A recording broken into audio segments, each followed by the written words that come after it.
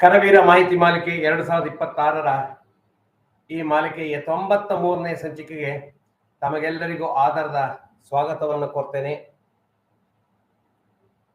ಸ್ನೇಹಿತರೆ, 92ನೇ ಅವಧಿಯ ಮುಕ್ತಾಯದ ಸಂದರ್ಭದಲ್ಲಿ ನಾನು ಹೇಳಿದ್ದೆ, ಒಂದು ಭಾಗ ಮುಕ್ತಾಯ ಆಗಿದೆ. ಬದಲಾವಣೆಗಳ ವಿಚಾರದಲ್ಲಿ ನಾವು ಸಾಕಷ್ಟು ವಿಚಾರಗಳನ್ನು ತಿಳ್ಕೊಂಡಿದ್ವಿ. ಈಗ ಇನ್ನೊಂದು ಮಿನಿ ಮಾಹಿತಿ ಮಾಲಿಕೆ, ಅಂದ್ರೆ ಇನ್ನೊಂದು ಕಿರು ಮಾಹಿತಿ ಮಾಲಿಕೆಯನ್ನು ಪ್ರಾರಂಭ ಮಾಡ್ತಾ ಇದ್ದೀವಿ. ಇದು ಕಾಯ್ದೆ ಕಾನೂನುಗಳು ಅನುಸರಣೆಗಳು. ಸಹಕಾರ ಸಂಘಗಳಿಗೆ ಅನ್ವಯಿಸುವಂತಹ ಕಾಯ್ದೆಗಳು ಯಾವ್ದ್ಯಾವುದು, ಕಾನೂನುಗಳು ಯಾವ್ದ್ಯಾವುದು, ಅವುಗಳ ಅನುಸರಣೆಗಳು, ಕಾಂಪ್ಲೈನ್ಸ್ಗಳು ಹೇಗಿರಬೇಕು ಅನ್ನೋದನ್ನ ನಾವು ಇವತ್ತು ತಿಳ್ಕೊಳ್ಳೋಣ. ಇದರಲ್ಲಿ ಸಹಕಾರ ಕಾಯ್ದೆಗಳನ್ನ ಹೊರತಾಗಿ ಸೌಹಾರ್ದ ಕಾಯ್ದೆ ಇರ್ಬೋದು, ಅಥವಾ 61ರ ಕಾಯ್ದೆ ಇರ್ಬೋದು, ಸಹಕಾರ ಕಾಯ್ದೆಯನ್ನು ಹೊರತಾಗಿ ಉಳಿದಂತಹ ಕಾಯ್ದೆಗಳು ಯಾವ್ದ್ಯಾವ್ದು ಅನ್ವಯ ಆಗತ್ತೆ, ಅವುಗಳ ಅನುಸರಣೆಗಳು ಏನು ಅನ್ನೋದನ್ನ ಈ ಒಂದು ಮಾಲಿಕೆಯಲ್ಲಿ, ಕಿರು ಮಾಲಿಕೆಯಲ್ಲಿ 93ನೇ ಸಂಚಿಕೆಯಿಂದ ಪ್ರಾರಂಭ ಆಗತ್ತೆ. ಇದರಲ್ಲಿ ತಿಳ್ಕೊಳ್ಳೋಣ ಅಂತ ಹೇಳ್ತಾ ತಮ್ಮೆಲ್ಲರನ್ನು ಮತ್ತೊಮ್ಮೆ ಈ ಮಾಹಿತಿ ಮಾಲಿಕೆಗೆ ಸ್ವಾಗತವನ್ನ ಕೋರ್ತಾ, ಈ ಮಾಲಿಕೆಯಲ್ಲಿ ಏನೇನು ಇರಲಿದೆ, ಆಕ್ಟ್ಸ್ಗಳು ಯಾವ್ದ್ಯಾವ್ದ್ರನ್ನ ನಾವು ಈ ಮಾಲಿಕೆಯಲ್ಲಿ ನಾವು ಈ ಸರಣಿಯಲ್ಲಿ ನಾವು ಚರ್ಚಿಸ್ತೇವೆ ಅನ್ನೋದ್ರ ಬಗ್ಗೆ. ಮೊದಲನೇದಾಗಿ ವೃತ್ತಿ ತೆರಿಗೆ ಕಾಯ್ದೆ, ಪ್ರೊಫೆಷನಲ್ ಟ್ಯಾಕ್ಸ್. ಇದು ನಮಗೆ ಸಹಕಾರಿಗಳ ಸಂಘಕ್ಕೆ ಅನ್ವಯಿಸೋದಿದ್ರೆ ನಾವು ಅನುಸರಿಸಬೇಕಾದಂತಹ ಕ್ರಮಗಳೇನು, ಗಮನ ವಹಿಸಬೇಕಾದಂತಹ ಅಂಶಗಳು ಯಾವುದು ನೋಡ್ಕೊಳ್ಳೋಣ. ಎರಡನೇದಾಗಿ GST ಕಾಯ್ದೆ, ಅಂದ್ರೆ ಸರಕು ಮತ್ತು ಸೇವಾ ತೆರಿಗೆ ಕಾಯ್ದೆ. ಅವುಗಳ ಪ್ರಮುಖ ಅಂಶಗಳು ಯಾವ್ದ್ಯಾವ್ದು ನಮಗೆ ಅನ್ವಯಿಸುತ್ತೆ ನೋಡೋಣ. ಅದ ನಂತರ ಆದಾಯ ತೆರಿಗೆ ಕಾಯ್ದೆ. ಈ ಮೂರು ತೆರಿಗೆ ಕಾಯ್ದೆಗಳು, ಆದಾಯ ತೆರಿಗೆ ಕಾಯ್ದೆಯ ಪ್ರಮುಖ ಅಂಶಗಳು, ನಮಗೆ ಸಹಕಾರ ಸಂಘಗಳಿಗೆ ಅನ್ವಯಿಸುವಂತಹ ಪ್ರಮುಖ ಅಂಶಗಳು ಯಾವ್ದ್ಯಾವ್ದು ನೋಡ್ಕೊಳ್ತಾ ಬರೋಣ. ಅದ ನಂತರ ಈ ಮೂರು ತೆರಿಗೆ ಕಾಯ್ದೆಗಳ ನಂತರ ಕಾರ್ಮಿಕ ಕಾಯ್ದೆಗಳನ್ನು ನಮಗೆ ಅನ್ವಯಿಸುತ್ತಾ, ಇತ್ತೀಚೆಗೆ ಬದಲಾವಣೆಯಾಗಿರುವಂತಹ ಕಾರ್ಮಿಕ ಕಾಯ್ದೆಗಳಲ್ಲಿ ತುಂಬಾ ಬದಲಾವಣೆ ಆಗಿದೆ. ತಮ್ಗೆಲ್ಲರಿಗೂ ಗೊತ್ತಿರಬಹುದು, ಲೇಬರ್ ಆಕ್ಟ್ ಗಳನ್ನೆಲ್ಲ ತೆಗೆದು ಸಂಹಿತೆ, ಕೋಡ್, ಲೇಬರ್ ಕೋಡ್ಸ್ ಅಂತೇಳಿ ಮಾಡಿದ್ದಾರೆ. ಅದ್ರ ಬಗ್ಗೆ, ಅದರಲ್ಲಿ ಸಹಕಾರಿಗಳಿಗೆ ಅನ್ವಯಿಸುವಂತಹ ಅಂಶಗಳು ಯಾವ್ದ್ಯಾವ್ದು ಅದನ್ನು ತಿಳ್ಕೊಳ್ಳೋಣ. ಇದಲ್ಲದೆ ಸಹಕಾರಿಗಳ ವ್ಯವಹಾರಗಳಿಗೆ ಅನುಗುಣವಾಗಿ ಅನೇಕ ಇತರೆ ಕಾಯ್ದೆಗಳು ಅನ್ವಯಿಸುತ್ತೆ ನಮಗೆ. ಆ ಕಾಯ್ದೆಗಳ ಪ್ರಮುಖ ಅಂಶಗಳು ಯಾವ್ದ್ಯಾವ್ದು ಅಂತೇಳಿ ನೋಡ್ಕೊಳ್ತಾ ಬರೋಣ. ಈ ಕಾಯ್ದೆಯ ಅನುಸರಣೆಗಳಲ್ಲಿ ಸರಿಸುಮಾರು 44 ಕಾಯ್ದೆಗಳ ಬಗ್ಗೆ ನಾವು ಒಂದಿಷ್ಟು ಸಂಕ್ಷಿಪ್ತ ಮಾಹಿತಿಗಳನ್ನ ತಿಳ್ಕೊಳ್ಳುವಂತ ಪ್ರಯತ್ನ ಮಾಡೋಣ. ಒಟ್ಟಾರೆಯಾಗಿ ಸುಮಾರು 40ಕ್ಕೂ ಹೆಚ್ಚು ಕಾಯ್ದೆಗಳು ನಮ್ಗೆ ಅನ್ವಯ ಆಗತ್ತೆ. ಅಂದ್ರೆ ಎಲ್ಲರಿಗೂ ಅನ್ವಯ ಆಗದೆ ಇರ್ಬೋದು. ಯಾರ್ಯಾರಿಗೆ ಯಾವ್ಯಾವ ಕಾಯ್ದೆ ಅನ್ವಯ ಆಗತ್ತೆ, ಅದರಲ್ಲಿರುವಂತಹ ಅಂಶಗಳೇನು, ಅದನ್ನ ಪರಿಗಣಿಸಬೇಕಾದಂತಹ ವಿಷಯಗಳು ಯಾವ್ದ್ಯಾವ್ದು, ಹಾಗೆ ಅನುಸರಿಸಬೇಕಾದಂತಹ ಅನುಸರಣೆಗಳು ಯಾವ್ದ್ಯಾವ್ದು, ಇವುಗಳ ಬಗ್ಗೆ ತಿಳ್ಕೊಳ್ತಾ ಹೋಗೋಣ ಒಂದೊಂದಾಗಿ. ಇವತ್ತು ಮೊದಲನೇದಾಗಿ professional tax, Karnataka professional tax, Karnataka ವೃತ್ತಿ ತೆರಿಗೆ ಕಾಯ್ದೆ.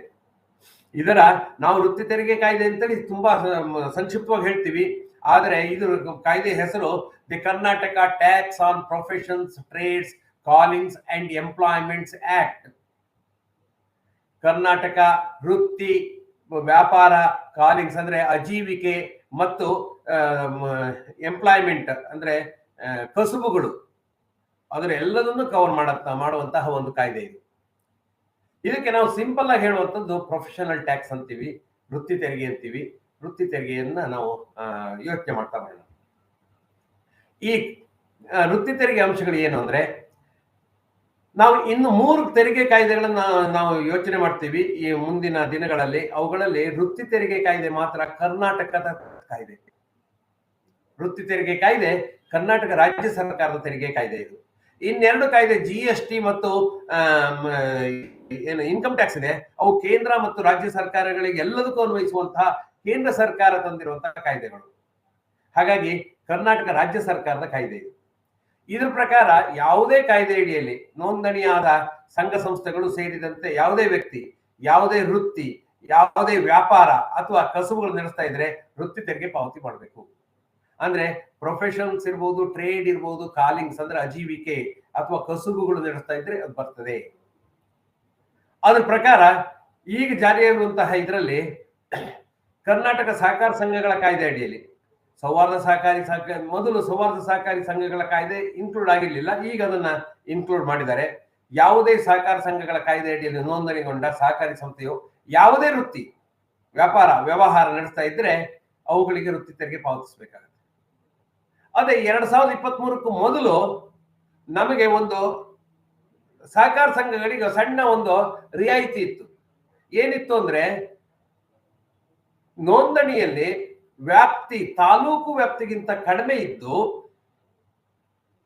ಕೇವಲ ಪತ್ತಿನ ಚಟುವಟಿಕೆ ನಡೆಸ್ತಾ ಇದ್ರೆ ವೃತ್ತಿ ತೆರಿಗೆ ಪಾವತಿ ಮಾಡೋದಂತ ಅಗತ್ಯ ಇರಲಿಲ್ಲ. 2 ಅಂಶಗಳು: ತಾಲೂಕು ವ್ಯಾಪ್ತಿಗಿಂತ ಕಡಿಮೆ ಇರಬೇಕು, ಕೇವಲ ಪತ್ತಿನ ಚಟುವಟಿಕೆ ನಡೆಸ್ತಾ ಇದೆ ಅಂತಿದ್ರೆ ಅವುಗಳಿಗೆ ವೃತ್ತಿ ತೆರಿಗೆ ಇರಲಿಲ್ಲ.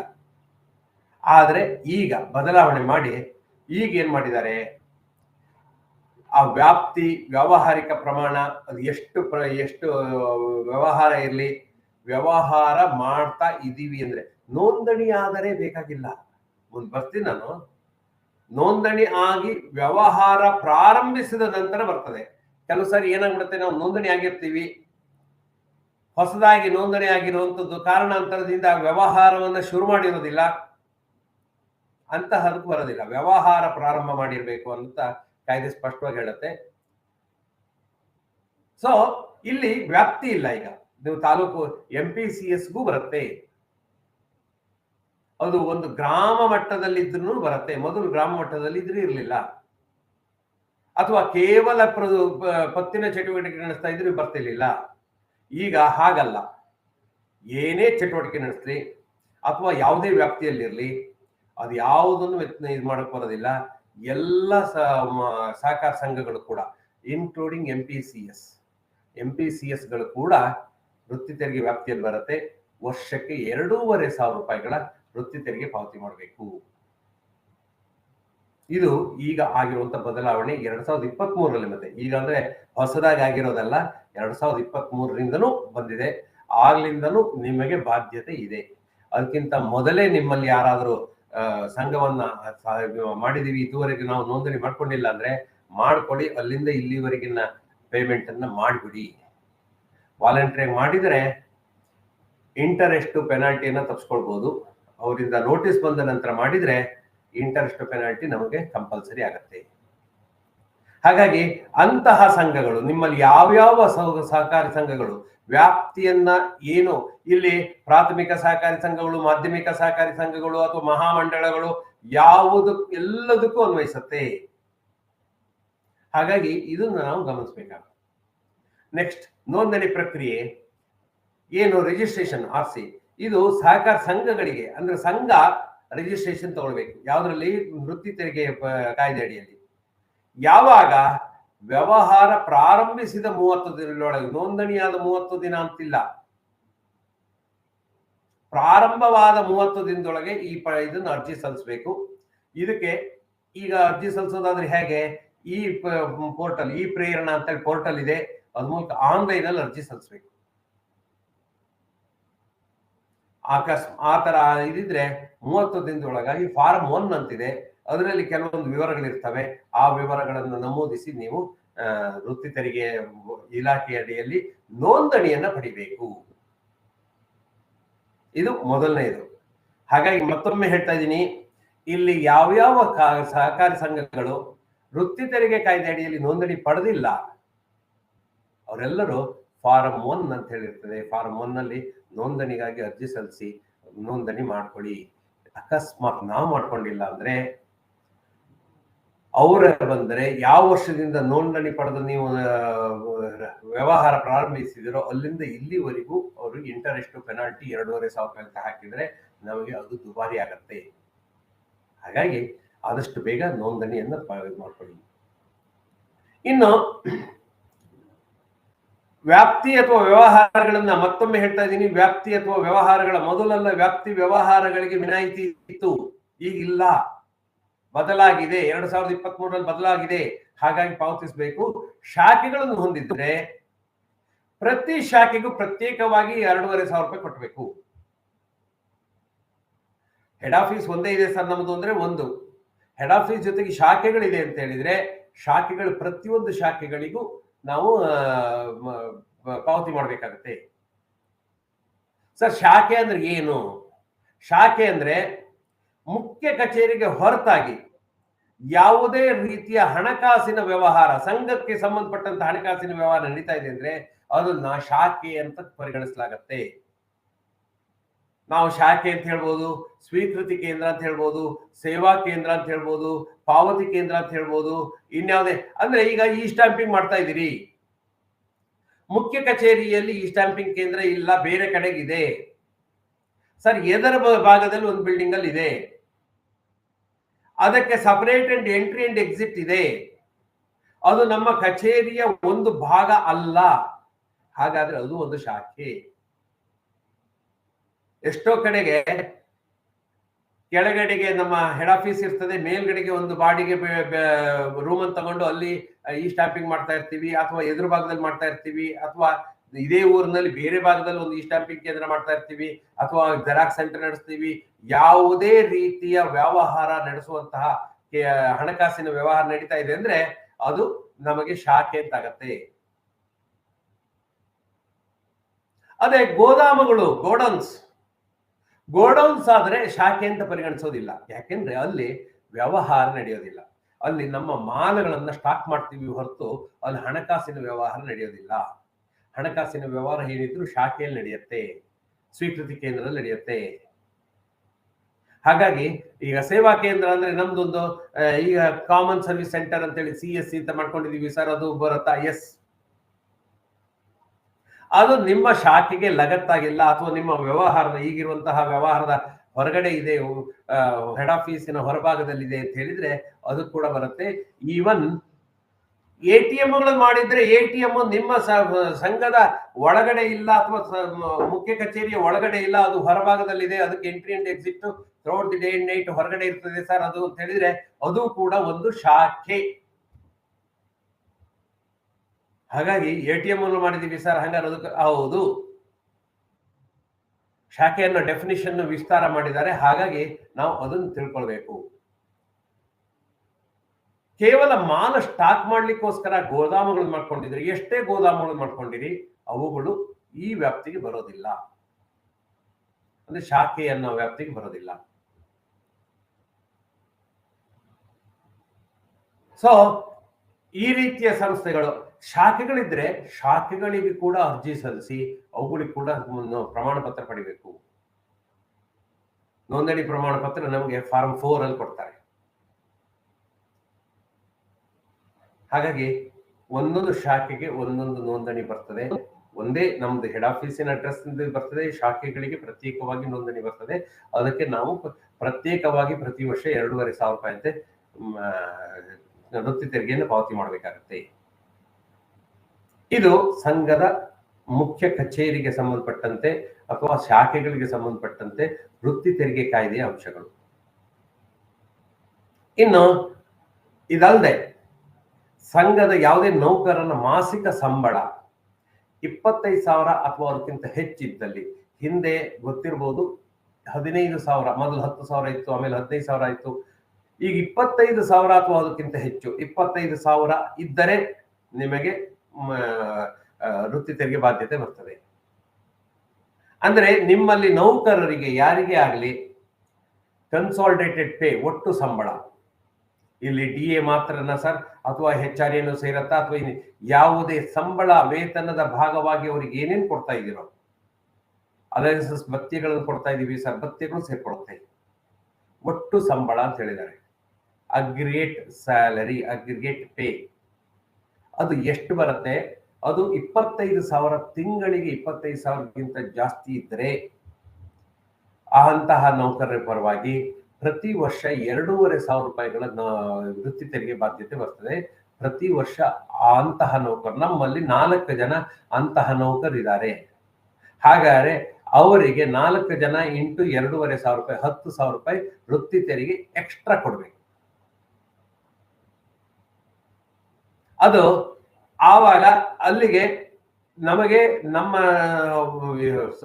ಸಹಕಾರಿಗೆ ಒಂದು ನೋಂದಣಿ ಬಂದ್ರೆ ಅದಕ್ಕೊಂದು ಎನ್ರೋಲ್ಮೆಂಟ್ ಬರ್ತದೆ. ಸಂಯೋಜನೆ ಪ್ರಕ್ರಿಯೆ ಯಾವಾಗ ಅಂದ್ರೆ ನಮ್ಮ ನೌಕರರು ಇದನ್ನ ಮಾಡ್ತಾ ಇದ್ರೆ 25,000ಗಿಂತ ಜಾಸ್ತಿ ಸಂಬಳ ಪಡಿತಾ ಇದ್ರೆ ಅವರಿಗೆ ಪ್ರೊಫೆಷನಲ್ ಟ್ಯಾಕ್ಸ್ ಬರುತ್ತೆ. ಆಗ ಅವರನ್ನು ಸಂಯೋಜನೆ ಎನ್ರೋಲ್ಮೆಂಟ್ ಪ್ರಾಸೆಸ್ ಮಾಡ್ಕೊಳ್ಬೇಕಾಗುತ್ತೆ, ಎನ್ರೋಲ್ಮೆಂಟ್ಗೆ ಒಳಗೊಳಿಸಬೇಕು. ಇದು ಉದ್ಯೋಗದಾತನಾಗಿ ಸಂಸ್ಥೆ ಮಾಡಬೇಕಾಗಿರೋದು, ಸಂಸ್ಥೆ ಮಾಡಬೇಕು. ಇಂಡಿವಿಜುವಲ್ ಆಗಿ ಎಂಪ್ಲಾಯ್ಸ್ ಮಾಡುವಂಥದ್ದಲ್ಲ.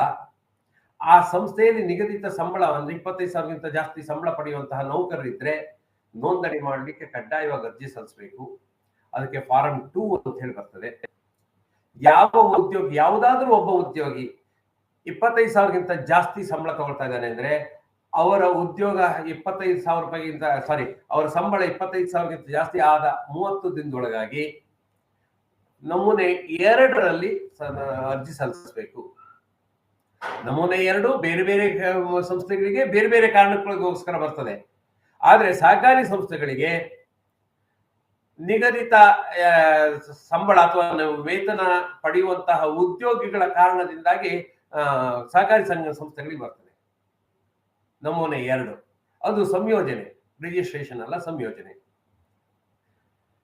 ಆ ಸಂಯೋಜನೆ ಪಡೆದ್ರೆ ಅಂತಹ ನೌಕರರ ಸಂಬಳ ಏನ್ ಬರುತ್ತೆ ಅದರಿಂದ 200 ರೂಪಾಯಿ ಅಂತೆ, ಪ್ರತಿ ತಿಂಗಳು 200 ರೂಪಾಯಿ. ಇದು ಈ ಸ್ಲೈಡ್ ಅನ್ನು ಸ್ವಲ್ಪ ಗಮನ ಇಟ್ಟು ನೋಡಿ.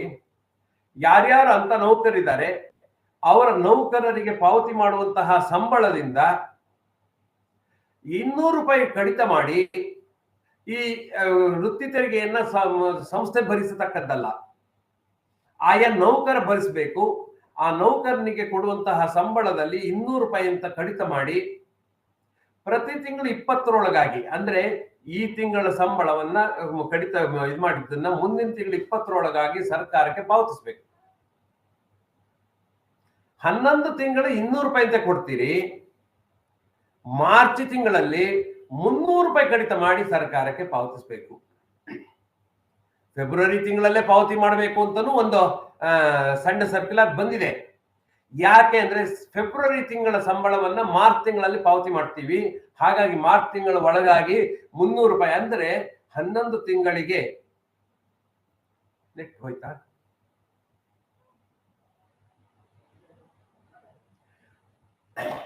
11 ತಿಂಗಳಿಗೆ 200 ರೂಪಾಯಿ ಅಂತ 2,200 ರೂಪಾಯಿ ಕೊಡ್ತೀರಿ. ಫೆಬ್ರವರಿ ತಿಂಗಳ ಬಾಬತ್ತು ಮಾರ್ಚ್ ತಿಂಗಳಲ್ಲಿ ಕಡಿತ ಮಾಡಿ 300 ರೂಪಾಯಿ ಕೊಡ್ತೀರಿ. ಅಂದ್ರೆ ಆ ವರ್ಷದಲ್ಲಿ ಅವನಿಗೆ 2,500 ರೂಪಾಯಿ ಕಡಿತ ಆಗಿದೆ ಟೋಟಲ್. ಪ್ರತಿಯೊಬ್ಬ ನೌಕರನ ಎನ್ರೋಲ್ಮೆಂಟ್ ಸರ್ಟಿಫಿಕೇಟ್ ಅಲ್ಲಿ ಯಾರ್ಯಾರ ನೌಕರ, ಅವನ ಹೆಸರೇನು, ಅವನ ಇದು ಏನು ಬೇಕಾಗುತ್ತೆ, ಅದಕ್ಕೋಸ್ಕರ ಅದನ್ನು ನೋಡ್ಕೊಳ್ಬೇಕು ನಾವು. ಹಾಗಾಗಿ ಪ್ರತಿಯೊಬ್ಬ ನೌಕರನಿಗೆ ಪ್ರತಿ ತಿಂಗಳು 200 ರೂಪಾಯಿ ಅಂತ ಕಲೆಕ್ಟ್ ಮಾಡಿ ಅದನ್ನ ಪ್ರತಿ ತಿಂಗಳು ನಾವು ಪಾವತಿ ಮಾಡಬೇಕು. ಹಿಂದೆ ಒಂದು ಹಿಂದಿನಿಂದ ಬಂದವರು ಯಾರ್ಯಾರು ಪ್ರತಿ ಇದು ಮಾಡ್ತಾ ಇದ್ರಿ, ಮೊದಲಿಂದ ಬಂದವರು ಇದ್ರೆ ಅವ್ರಿಗೆ ನೆನಪಿರ್ಬೋದು. ಹಿಂದೆ ಒಂದು ಆಪ್ಷನ್ ಇತ್ತು ನಮಗೆ. ನಮ್ಮಲ್ಲಿ ಇಬ್ಬರು ಎಂಪ್ಲಾಯೀಸ್ ಇದ್ದಾರೆ ಅಂದ್ರೆ ಅವರಿಗೆ ಏಪ್ರಿಲ್ ತಿಂಗಳಲ್ಲೇ 2,500 ರೂಪಾಯಿ ಕಟ್ ಮಾಡಿ 2,500 ರೂಪಾಯಿನ ಇನ್ ಅಡ್ವಾನ್ಸ್ ಕಟ್ಬೋದಿತ್ತು. ಈಗ ಆ ಆಪ್ಷನ್ ಇಲ್ಲ. ಅಂದ್ರೆ ಪ್ರತಿ ತಿಂಗಳು ವರದಿ ಕೊಡೋದು, 200 ರೂಪಾಯಿಗೋಸ್ಕರ ನಾವು ವರದಿ ಫೈಲ್ ಮಾಡೋದು, ಅದೊಂದು ದೊಡ್ಡ ರಗಳೆ ಆಗತ್ತೆ ನಮಗೆ. ಅದ್ರ ಬದಲು ನಾವು ವಾರ್ಷಿಕವಾಗಿ ಒಂದೇ ಸಾರಿ ಕೊಡ್ತೀವಿ, ಅದನ್ನು ಅಡ್ವಾನ್ಸ್ ಆಗಿ ಕೊಡ್ತೀವಿ ಅಂತ ಕೆಲವರು ಮಾಡ್ತಿದ್ರು, ಇಲ್ಲ ಅಂತಲ್ಲ.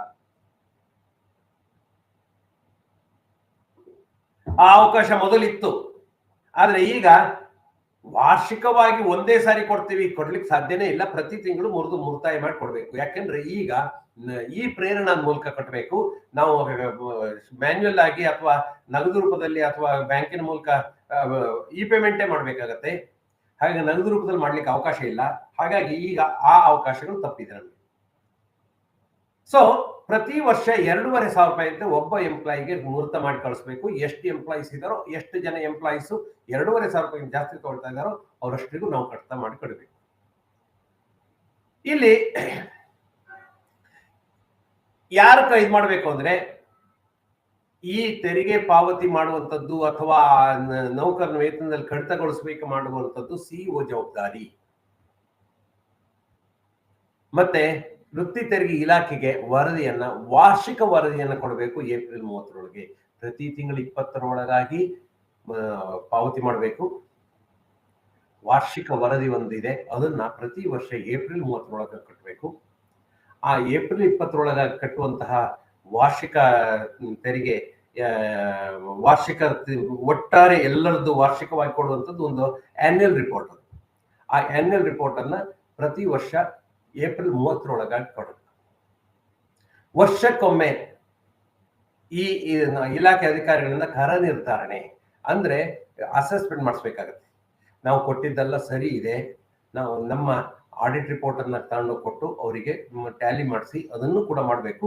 ಆದ್ರೆ ಹೆಚ್ಚಿನ ಸಮಯದಲ್ಲಿ ಅವರಿಗೆ ಅವಕಾಶ ಇಲ್ಲದೆ ಇರೋದ್ರಿಂದ, ಅಂದ್ರೆ ಅವರಿಗೆ ಒತ್ತಡದ ಇರೋದ್ರಿಂದ ಮಾಡಿಸ್ತಾ ಇಲ್ಲ. ಆದ್ರೆ ಕಾನೂನಲ್ಲಿ ಪ್ರತಿ ವರ್ಷ ಅಸೆಸ್ಮೆಂಟ್ ಆಗ್ಬೇಕು ಅನ್ನೋ ಅಂಶಗಳು ಕೂಡ ಇದೆ.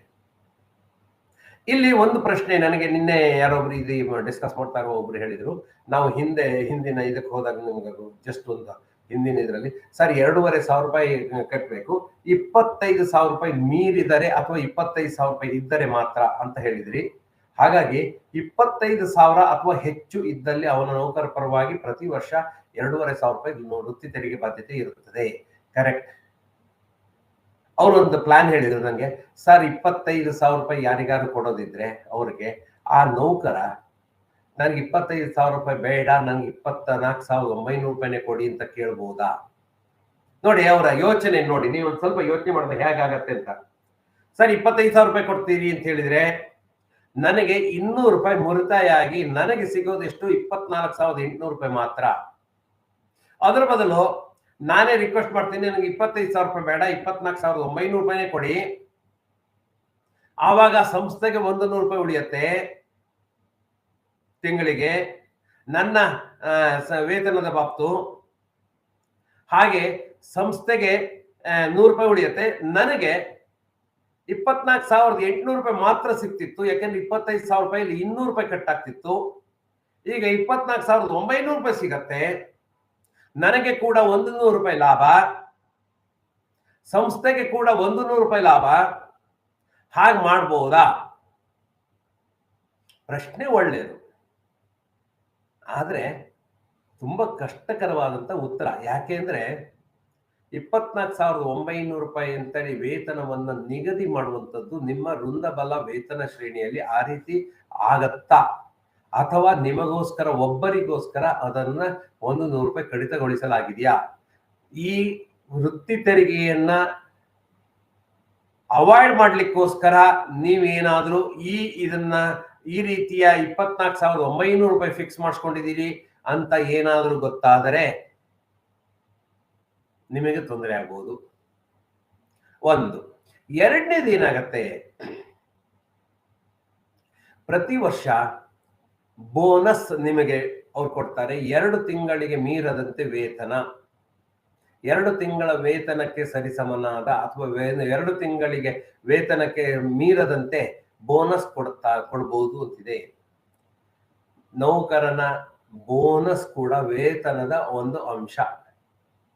ಆಗ ಕೂಡ ವರ್ಷಕ್ಕೆ 3 ಲಕ್ಷ ರೂಪಾಯಿ ಮೀರತ್ತೆ ಅಂತ ಆದ್ರೆ, ಈಗ 24,900 ರೂಪಾಯಿ ಅಂತೆ 12 ತಿಂಗಳು ತಗೊಂಡಿದ್ದೀರಿ. ಅಲ್ಲಿಗೆ ನಿಮ್ದು 2,90,000 ಚಿಲ್ಲರೆ ಆಯ್ತು. ಆದರೆ ಅವರು 2 ತಿಂಗಳಿಗೆ ಅಥವಾ 1 ತಿಂಗಳಿಗೆ ಮೀರದಂತೆ ಬೋನಸ್ ಕೊಟ್ಟಿದ್ದಾರೆ. ಆಗ ನಿಮಗೆ 25,000 ರೂಪಾಯಿ ಬಂದ್ಬಿಡ್ತು, 24,900 ರೂಪಾಯಿ ಬಂತು. ಆಗ ಆಟೋಮೆಟಿಕ್ ಆಗಿ ನೀವು 3 ಲಕ್ಷ ದಾಟ್ತೀರಿ. ಅದು ಕೂಡ ಅಸೆಸ್ಮೆಂಟ್ ಟೈಮಲ್ಲಿ ಇವ್ರದ್ದು ನೀವು ಅವಾಯ್ಡ್ ಮಾಡ್ಲಿಕ್ಕೋಸ್ಕರ ಈ ರೀತಿ ಮಾಡಿದ್ದೀರಿ ಅಂತ ಹೇಳಿದ್ರೆ ನಾವು ಸಿಕ್ಕಾಕೊಳ್ತೀವಿ. ಹಾಗೆ ಈ ವಿಚಾರದಲ್ಲಿ, ವೃತ್ತಿ ತೆರಿಗೆ ವಿಚಾರದಲ್ಲಿ ಆ ರೀತಿ ಯಾವುದೇ ಒಂದು ಪ್ಲಾನ್ ಅನ್ನ ಮಾಡ್ಲಿಕ್ಕೆ ಹೋಗ್ಬೇಡಿ ಅಂತ ನಾನು ಕೇಳ್ಕೊಳ್ತೀನಿ ಅಲ್ವಾ. ಇನ್ನು ವರ್ಷಕ್ಕೊಮ್ಮೆ ಕರ ನಿರ್ಧರಣೆ ಮಾಡಬೇಕು. ಅದಾದ ನಂತರ ಏಜೆಂಟ್ಗಳಿಗೆ ವೃತ್ತಿ ತೆರಿಗೆ ಬರುತ್ತೆ. ಏಜೆಂಟ್ಗಳು ಕೂಡ ವೃತ್ತಿ ತೆರಿಗೆ ಕಟ್ಟಬೇಕು. ನಮ್ಮಲ್ಲಿ ಕಮಿಷನ್ ಏಜೆಂಟ್ಸ್ ಇದ್ದಾರೆ, ಅಥವಾ ಯಾವುದೇ ರೀತಿಯ ಏಜೆಂಟ್ಗಳನ್ನ ನಾವು ನೇಮಕ ಮಾಡ್ಕೊಂಡಿದ್ವಿ, ಪಿಗ್ಮಿ ಏಜೆಂಟ್ಗಳಿದ್ದಾರೆ, ಅಥವಾ ಯಾವುದೇ ರಿಕವರಿ ಏಜೆಂಟ್ ಅಂತ ಮಾಡ್ಕೊಂಡಿದ್ವಿ. ಏಜೆನ್ಸಿ ಅವರು ವೇತನದಾರರಲ್ಲ, ನೌಕರರಲ್ಲ. ಯಾವುದೇ ಕಾಂಟ್ರಾಕ್ಟ್ ಮೂಲಕ ಅವರನ್ನ ನೇಮಿಸ್ಕೊಂಡಿದೀವಿ, ಅವರಿಗೆ ಕಮಿಷನ್ ಕೊಡ್ತಾ ಇದ್ದೀವಿ ಅಂತ ಹೇಳಿದ್ರೆ, ಅವರು 2 ವರ್ಷಕ್ಕಿಂತ ಹೆಚ್ಚು ಕಾಲ ವೃತ್ತಿ ನಿರತರಾಗಿದ್ರೆ ಅವರಿಗೆ ಪ್ರತಿ ವರ್ಷ 2,500 ರೂಪಾಯಿ ವೃತ್ತಿ ತೆರಿಗೆ ಪಾವತಿಸಬೇಕು. ಸ್ನೇಹಿತರೆ, ಮೊದಲು 2023ಗಿಂತ ಮೊದಲು ಹೇಗಿತ್ತು ಅಂದ್ರೆ, ಯಾವುದೇ ಒಬ್ಬ ಏಜೆಂಟ್ ಅವನು 18,000 ವರ್ಷಕ್ಕೆ 18,000ಗಿಂತ ಹೆಚ್ಚು ಕಮಿಷನ್ ಪಡಿತಾ ಇದ್ದರೆ, ವರ್ಷಕ್ಕೆ 18,000ಗಿಂತ ಜಾಸ್ತಿ ಅಂದ್ರೆ ತಿಂಗಳಿಗೆ 3,000ಗಿಂತ ಹೆಚ್ಚು ಕಮಿಷನ್ ಪಡಿತಾ ಇದ್ರೆ ಅವರಿಗೆ ನಾವು ವೃತ್ತಿ ತೆರಿಗೆ ಪಾವತಿ ಮಾಡಬೇಕಾಗಿತ್ತು. ಅವರಿಗೆ 3 ಇದಿತ್ತು. ಒಂದಿಷ್ಟು ಜನಕ್ಕೆ ಎಕ್ಸಂಪ್ಷನ್ ಇತ್ತು. 18,000ಗಿಂತ ಕಡಿಮೆ ತಗೊಳ್ಳೋರಿಗೆ, 18,000ಗಿಂತ ಜಾಸ್ತಿ ತಗೊಳ್ಳೋರಿಗೆ 1,000 ರೂಪಾಯಿ ತಿಂಗಳಿಗೆ, ಮತ್ತು 36,000 ರೂಪಾಯಿಗಿಂತ ಜಾಸ್ತಿ ತಗೊಳ್ಳೋರಿಗೆ 2,500 ರೂಪಾಯಿ, 2,000 ರೂಪಾಯಿನ 2,500 ರೂಪಾಯಿ ಅಂತ ವರ್ಷಕ್ಕೆ ಕೊಟ್ಟಬೇಕಾಗಿತ್ತು. ಈಗ ಆ ಬೇಸ್ ಸ್ಲ್ಯಾಬ್ಗಳನ್ನೆಲ್ಲ ತೆಗೆದುಬಿಟ್ಟಿದ್ದಾರೆ. ಅವನು ಕಮಿಷನ್ ಏಜೆಂಟ್ ಆಗಿ ನೇಮಕಗೊಂಡ 2 ವರ್ಷ ಆಗಿದೆ. ಅವನ ದುಡಿಮೆ ಎಷ್ಟೇ ಇರಲಿ, ಕೇವಲ ತಿಂಗಳಿಗೆ 500 ರೂಪಾಯಿ ಮಾತ್ರ ದುಡಿತಾ ಇದ್ದಾನೆ ಅಂತ ಹೇಳಿದ್ರು ವರ್ಷಕ್ಕೆ 2,500 ರೂಪಾಯಿ ವೃತ್ತಿ ತೆರಿಗೆ ಪಾವತಿಸಬೇಕು.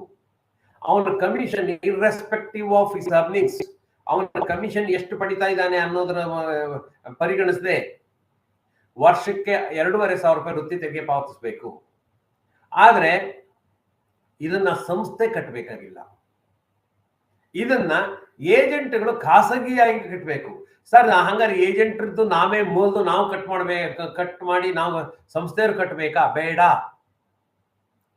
ಅವರು ಖಾಸಗಿಯಾಗಿ ಪ್ರೈವೇಟ್ ಆಗಿ ಅವರೇ ಕಟ್ಟಬೇಕು. ಪ್ರತಿ ವರ್ಷ ಏಪ್ರಿಲ್ 30ರೊಳಗಾಗಿ ಆ ವರ್ಷದ ತೆರಿಗೆ ಪಾವತಿಸಬೇಕು.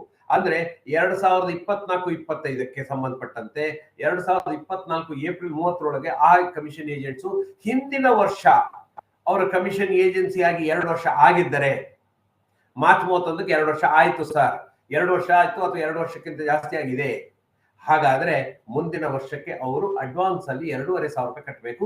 ಆ ವರ್ಷ ಹಿಂದಿನ ವರ್ಷ 2 ವರ್ಷ ಪೂರೈಸಿದರೆ, 2 ವರ್ಷಕ್ಕಿಂತ ಜಾಸ್ತಿ ಆಗಿದ್ರೆ 2,500 ರೂಪಾಯಿಯನ್ನ ಏಪ್ರಿಲ್ 30ರೊಳಗೆ ಪಾವತಿ ಮಾಡಬೇಕು.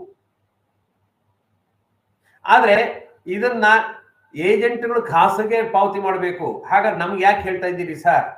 ನಮ್ದು ಹೊಣೆಗಾರಿಕೆ ಏನು? ಖಂಡಿತ ನಿಮ್ಗೇನು ಹೊಣೆಗಾರಿಕೆ ಇಲ್ಲ. ಆದ್ರೆ ಅಕಸ್ಮಾತ್ ನಿಮ್ಮಲ್ಲಿ ಏಜೆಂಟ್ರು ಕಟ್ತಾ ಇಲ್ಲ ಅಂತ ಹೇಳಿದ್ರೆ ಅವರಿಗೆ ಮನವರಿಕೆ ಮಾಡಿಕೊಟ್ಟು ಅವ್ರಿಗೆ ಕಟ್ಸಿ. ಇಲ್ಲದೆ ಹೋದ್ರೆ ನಿಮಗೇನಾದ್ರು ತೊಂದರೆ ಇದೆಯಾ? ಖಂಡಿತ ನಿಮಗೇನು ತೊಂದರೆ ಇಲ್ಲ. ಅವರಿಗೆ ನೋಟಿಸ್ ಹೋದ್ರೆ ಅವರಿಗೆ 2,500 ರೂಪಾಯಿ ಎಷ್ಟು ವರ್ಷದಿಂದ ಕಟ್ಟಲಿಲ್ವೋ ಅಷ್ಟು ವರ್ಷದ ತೆರಿಗೆ ಪ್ಲಸ್ ಪೆನಾಲ್ಟಿ ಪ್ಲಸ್ ಇಂಟರೆಸ್ಟ್ ಎಲ್ಲದನ್ನು ಕಟ್ಟಬೇಕಾಗತ್ತೆ. ಹಾಗಾಗಿ ಅವರಿಗೆ ಒಂದು ಸೂಚನೆ ಕೊಡ್ಬೋದು, ಅವರಿಗೆ ಒಂದು ಮಾಹಿತಿ ಕೊಟ್ಟು ಅವರನ್ನು ಎಜುಕೇಟ್ ಮಾಡ್ಬೋದು. ಹಾಗಾಗಿ ಏಜೆಂಟ್ಗಳದ್ದು ಸಹಕಾರ ಸಂಘಗಳಲ್ಲಿ ಪಿಗ್ಮಿ ಏಜೆಂಟ್ಸ್ಗಳು ತುಂಬಾ ಜನ ಇರ್ತಾರೆ. ಅವರಿಗೆ ಸಾಮಾನ್ಯವಾಗಿ ಅವರ ಪ್ರೊಫೆಷನಲ್ ಟ್ಯಾಕ್ಸ್ ಕಟ್ಟೋದಿಲ್ಲ.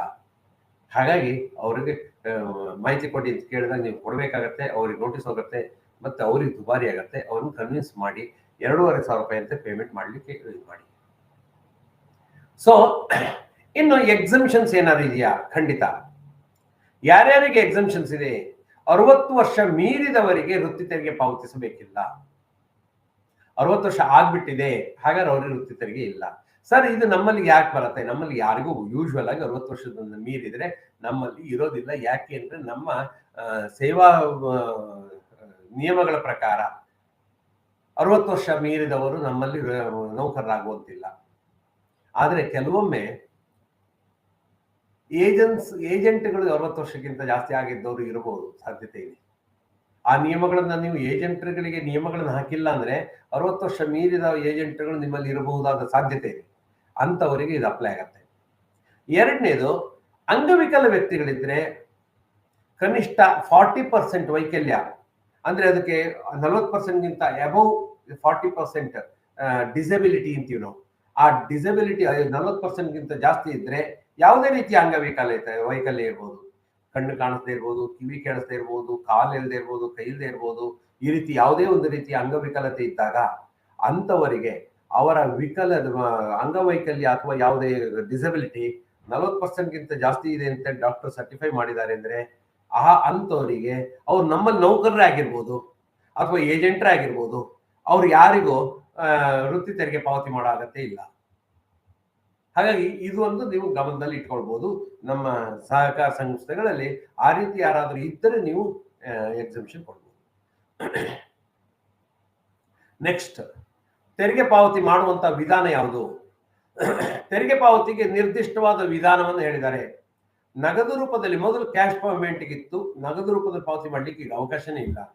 ತೆರಿಗೆ ಇರ್ಬೋದು, ದಂಡ ಇರ್ಬೋದು, ಬಡ್ಡಿ ಇರ್ಬೋದು, ಎಲ್ಲದೂ ಆನ್ಲೈನ್ ಅಲ್ಲೇ ಪೇಮೆಂಟ್ ಮಾಡಬೇಕು. ಯಾವುದೇ ನಗದು ಪಾವತಿಗಳಿಗೆ ಅವಕಾಶ ಇಲ್ಲ. ನಗದು ರೂಪದಲ್ಲಿ ಯಾವ ವ್ಯವಹಾರಗಳು, ಪತ್ರ ವ್ಯವಹಾರಗಳಿಗೂ ಅವಕಾಶ ಇಲ್ಲ. ನೀವೇನಾದ್ರೂ ಮಾಡಬೇಕು ಅಂದ್ರೆ ನೀವು ಈ ಪ್ರೇರಣಾ ವೆಬ್ಸೈಟ್ಗೆ ಹೋಗ್ಬೇಕು. ಆ ಪೋರ್ಟಲ್ ಅಲ್ಲಿ ನಿಮ್ದು ಒಂದು ದೂರ ಇದೆ, ಕಂಪ್ಲೇಂಟ್ ಇದೆ ಅಂದ್ರೂ ಅಲ್ಲೇ ಲಾಡ್ ಮಾಡಬೇಕು. ಯಾವುದೇ ಒಂದು ವಾದ ವಿವಾದಗಳಿದೆ ಅಂದ್ರೆ ಅಲ್ಲೇ ಇದು ಮಾಡಬೇಕು. ಯಾವುದಕ್ಕೂ ಈಗ ವೃತ್ತಿ ತೆರಿಗೆ ಕಚೇರಿಗೆ ಹೋಗಿ ನಾವು ಅರ್ಜಿ ಸಲ್ಲಿಸಿ ಅಕ್ನಾಮೆಂಟ್ ತಗೊಂಡ್ಬರ್ತೀವಿ ಇದೆ ಇಲ್ಲ. ಈ ಪ್ರೇರಣಾ ಅನ್ನೋ ಒಂದು ಪೋರ್ಟಲ್ ಇದೆ, ಅಲ್ಲಿ ನೀವು ನೆಟ್ ಬ್ಯಾಂಕಿಂಗ್ ಅಥವಾ ಡೆಬಿಟ್ ಅಥವಾ ಕ್ರೆಡಿಟ್ ಕಾರ್ಡ್ ಬಳಸಿ ಪಾವತಿ ಮಾಡಬೇಕು. ನಗದು ರೂಪದಲ್ಲಿ ಪಾವತಿ ಮಾಡ್ಲಿಕ್ಕೆ ಅವಕಾಶನೇ ಇಲ್ಲ. ಇದು ಈಗ ಆಗಿರುವಂತಹ 23ರಿಂದ ಆಗಿರುವಂತಹ ಒಂದು ಪ್ರಮುಖ ಬೆಳವಣಿಗೆ. ತೆರಿಗೆ ಪಾವತಿ ಇರ್ಬೋದು, ದಂಡ ಪಾವತಿ ಇರ್ಬೋದು, ಬಡ್ಡಿ ಪಾವತಿ ಇರ್ಬೋದು, ಯಾವುದೇ ಪಾವತಿ ಇರ್ಬೋದು, ಅದಷ್ಟನ್ನು ಆನ್ಲೈನ್ ಅಲ್ಲೇ ಮಾಡಬೇಕು. ನಗದು ರೂಪದಲ್ಲಿ ಬೇರೆ ರೂಪದಲ್ಲಿ ಮಾಡ್ಲಿಕ್ಕೆ ಬರೋದಿಲ್ಲ. ಚೆಕ್ ಕೊಡ್ತೀವಿ ಸರ್, ಅಲ್ಲಿ ತಗೊಂಡು ಕೊಡ್ತೀವಿ ಅಂದ್ರೆ ಚೆಕ್ ತಗೊಳ್ಳಿಕ್ಕೆ ಯಾರಿಗೂ ಅಧಿಕಾರ ಇಲ್ಲ. ಹಾಗಾಗಿ ಈ ಪೇಮೆಂಟ್ ಇನ್ನು ನೀವು ಅಲ್ಲಿ ಹೋದ್ರೆ ಏನ್ ಮಾಡ್ತಾರೆ, ಅವರು ಚಾಲೆಂಜ್ ಜನರೇಟ್ ಮಾಡ್ಕೊಳ್ಬಹುದು ನಿಮಗೆ. ಸರ್ ಅಲ್ಲಿ ಹೇಗೆ ಹೋಗ್ಬೇಕು ಗೊತ್ತಿಲ್ಲ, ಹಾಗಿದ್ರೆ ಅಸಿಸ್ಟೆನ್ಸ್ ತಗೊಂಡು ನೀವು ಸಮೀಪದ ತೆರಿಗೆ ವಾಣಿಜ್ಯ ತೆರಿಗೆ ಇಲಾಖೆಗೆ ಹೋದ್ರೆ ಅಲ್ಲಿ ಚಾಲೆಂಜ್ ಜನರೇಟ್ ಮಾಡ್ಕೊಡ್ತಾರೆ. ಆ ಚಾಲೆಂಜ್ ಜನರೇಟ್ ಮಾಡಿದ್ದನ್ನ ನಿಮ್ಮ ಬ್ಯಾಂಕಿನ ಮೂಲಕ ನೀವು ಪಾವತಿ ಮಾಡಬಹುದು ಅಷ್ಟೇ ಹೊರತು ಎಲ್ಲೂ ಚೆಕ್ ಅಥವಾ ಡಿಡಿ ಅಥವಾ ಇನ್ಯಾವುದೇ ಕ್ಯಾಶ್ ಪೇಮೆಂಟ್ಗಳಿಗೆ ಅವಕಾಶ ಇಲ್ಲ. ಇನ್ನು ದಂಡ ಮತ್ತು ಬಡ್ಡಿ ನಿಗದಿತ ಸಮಯದ ನಂತರ ಪಾವತಿಸಿದರೆ ಮಾಸಿಕ 1.25% ಬಡ್ಡಿ ಹಾಕಲಾಗತ್ತೆ. ಮಾಸಿಕ 1.25% ಅಂದ್ರೆ ವಾರ್ಷಿಕ 15%. 15% ಬಡ್ಡಿ ಕೊಡ್ಬೇಕಾಗತ್ತೆ. ಯಾವುದಕ್ಕೆ? ತೆರಿಗೆ ಇರ್ಬೋದು, ಯಾವುದೇ ಪಾವತಿ ಇರ್ಬೋದು, ಶಾಖೆಗಳಿರ್ಬೋದು, ಅಥವಾ ಈವನ್ ನೌಕರರ ಸಂಬಂಧಪಟ್ಟಂತಹ ತೆರಿಗೆ ಪಾವತಿಗಳು ವಿಳಂಬ ಆಗಬಹುದು, ಅಥವಾ ಏಜೆಂಟ್ಗಳು ತಮ್ಮ ಪಾವತಿಯನ್ನು ವಿಳಂಬ ಮಾಡಿ